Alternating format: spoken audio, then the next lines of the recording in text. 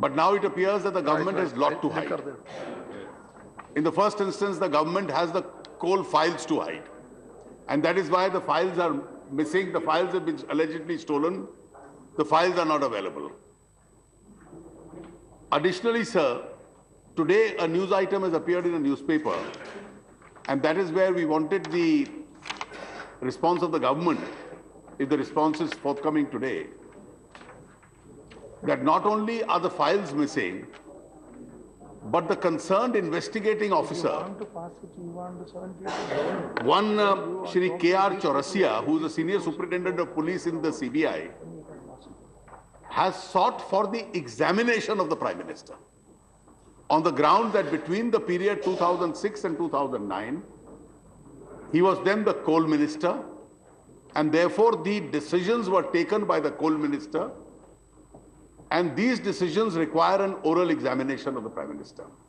The news item further mentions that a decision has been taken within the investigative agency for the present not to allow that investigation to take place, or that examination to take place.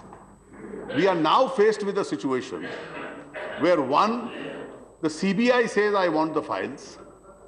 Two, the Attorney General has written a letter to the government saying that the Supreme Court expects you to produce the files within 2 weeks. He has given in the letter the list of the files, and that list has been widely published in newspapers, which are missing.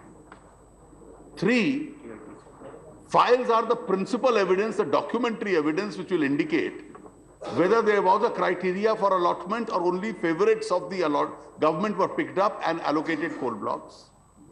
If files are missing and documentary evidence is not available, then the only other evidence is oral evidence. And oral evidence is the person who finally took the decision has to be examined. On what basis were these coal blocks allocated?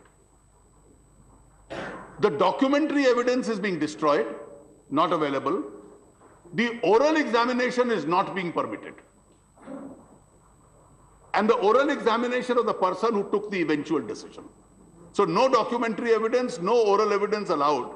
And therefore the entire attempt is that this case must then result in some form of a dead end.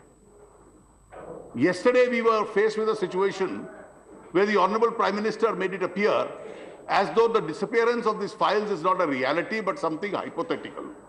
He used a phrase, the so-called missing files. Now the files missing are a reality. And therefore, how does this investigation proceed further? We would have preferred it if the Honorable Prime Minister had taken a few queries from the members. But the Prime Minister apparently was in a hurry. He also had to leave for G20 summit today. No, I am told he was to go to Lok Sabha.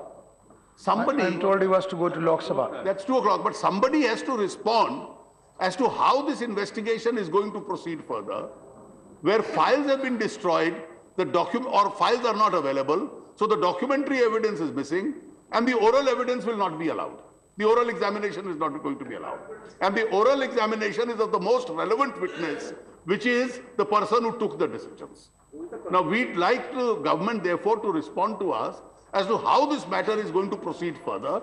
Otherwise, we'll again end up in a dead end where this investigation yields nothing and only the country turns out to be a loser to the extent of 1,86,000 crores. Thank you very much. Sri Sitaram Yechury, only 2 minutes, eh? Yes, sir, yes. Yeah, 2 minutes. Sir, the other day